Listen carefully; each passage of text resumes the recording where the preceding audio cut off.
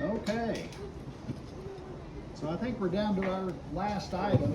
So as part of the awards, we actually have one to present tonight. So the CT Summerall Iron Horse Award goes out to somebody that has contributed a lot to the Southwest Livesteamers through actions and deeds and teaching over the years. And so tonight we are presenting that award, and I've got 3 people that are going to speak on behalf of this person. But Ken Howard is the recipient of the award this evening.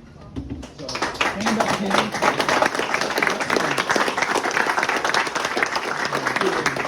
What was that about being unpunished what?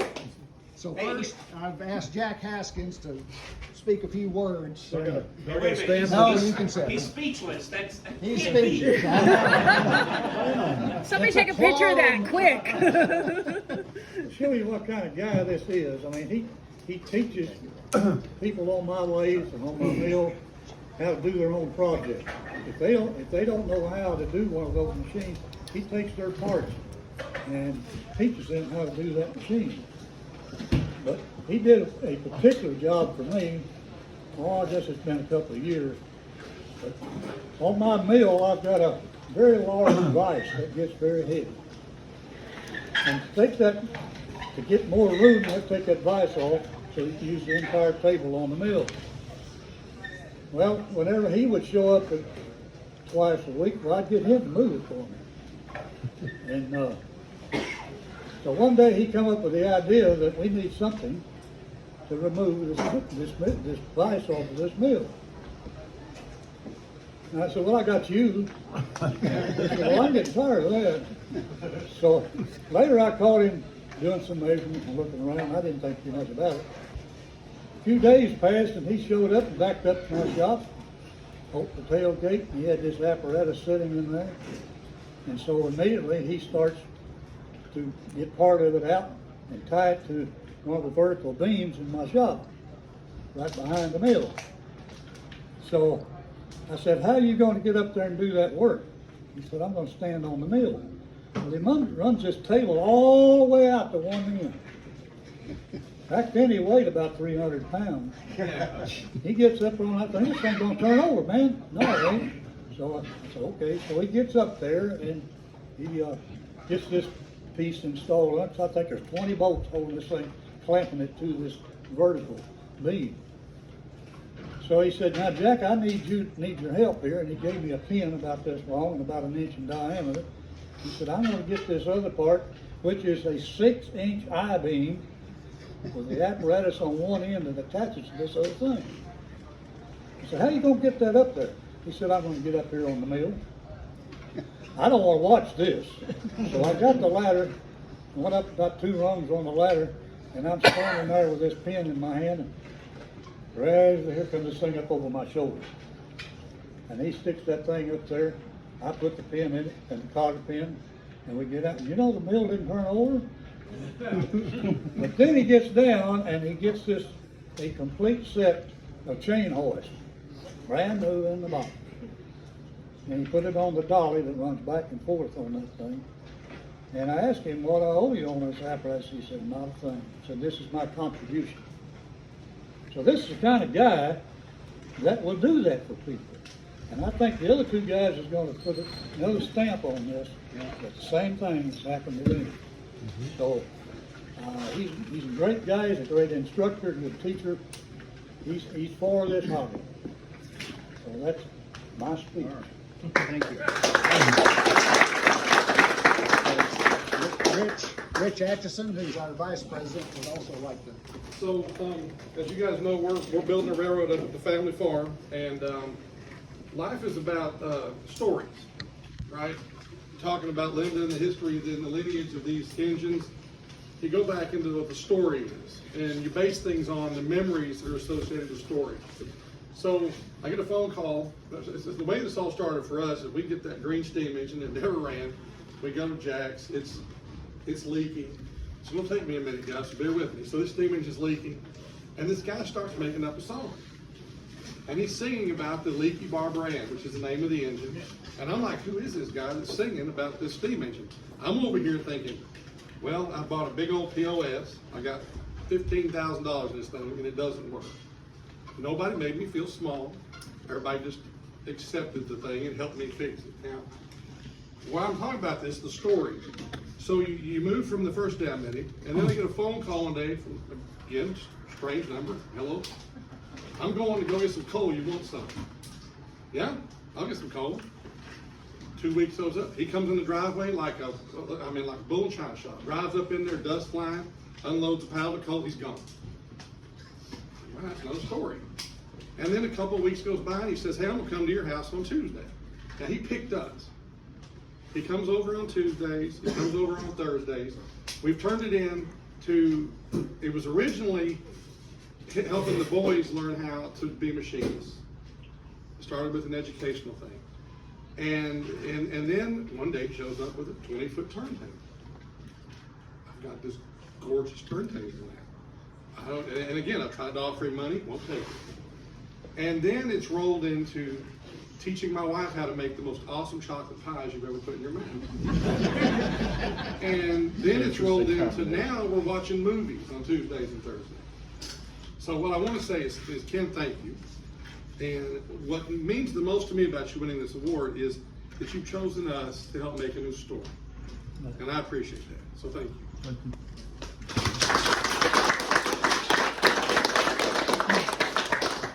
And last but not least, Stephen wanted to add a few words. So I likewise am putting in a railroad, as pretty much everybody knows. And so at Jack's meet this last fall, I'm sitting there, we're all gathered around. Ken comes up, sits down next to me, and says, "I want to build you something. I want to build you a turntable." Really? So how big a turntable do you need? Well, we kind of planned on a 24-foot table. Okay. No flinch. None whatsoever. How tall you want it? 29 inches. Got it. 6-inch I-beam? Yeah, that'll work. Okay. And it was delivered a few weeks ago. It is a piece of art. This is how he's given his time and talent to the hobby. Just didn't flinch. And I also had this gorgeous ditch witch from the 70s. It ain't gorgeous. Hey, it's a ditch witch, and I'm not using a shovel. It's gorgeous. Don't forget the lamp post. And the lamp post. The lamp post. So I believe it's your son. I'm probably gonna get some of the details wrong. I think it's your son. Is it like a commercial location? Yeah, right. So he's doing a parking lot light pole replacement. So they're taking out all the old poles, bringing in new poles. Ken calls me and says, "I've got some light poles for you. When can I bring them?" Friday sounds good. Okay. He pulls up. They have, when they took out the old poles, these are old poles that were probably mounted on the ground. They're 20 foot tall. They cut them at like 6 foot, took them apart, pulled them down. There's a trailer load of the old poles. Perfectly good light poles that are going to be around the yard and the social area of my railroad.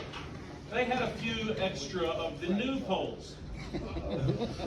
Now these were shorter. They were obviously built to go up on concrete pillars so cars wouldn't run over them. With their heads, with the nice fancy LED bulbs, perfect amount to go around the steaming bay area and flood that area with light. They show up on a trailer. Ken drives up by himself on his trailer. We unload him real quick, and he takes off. Bottle of water, you make pit stop, want to grab a sandwich? Nope, and he's gone. But I got all these beautiful light bulbs ready to go, and we've got the concrete bases poured to mount these beautiful light bulbs. See, you make that sound like some kind of benevolent thing.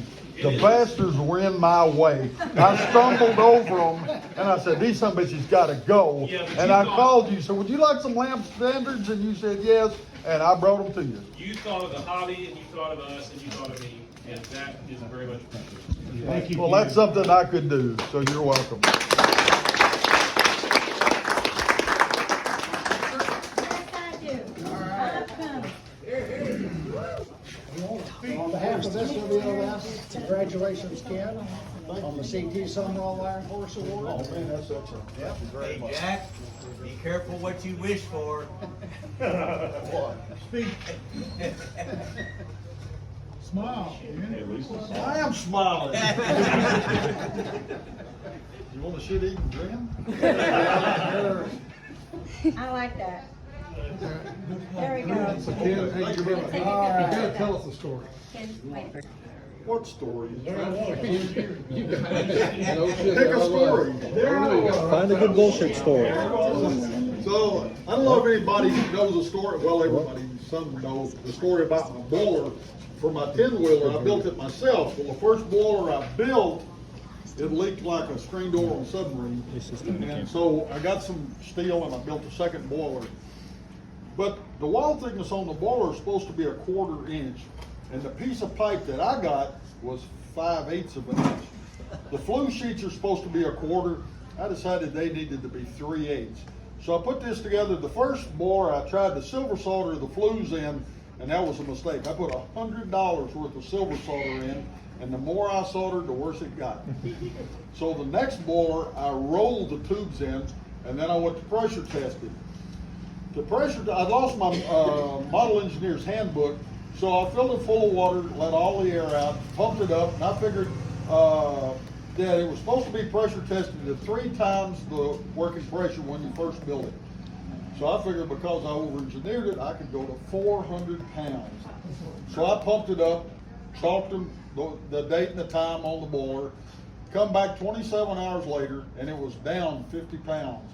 And I thought, well, I don't know if that's good or bad, so whatever. So I painted the boiler flat black. So the next meet at Jack's, I carried it out there, put it on a steaming bank, belly up, put the hydro test unit on my gauge and everything, pumped it up to 400 pounds, closed the valve, walked off and left it. 2 hours later, somebody comes by and says, is that your boiler up on the steaming bank? Yeah, it's my boiler. I built that boiler. That's my boiler. I said, have you checked it lately? No.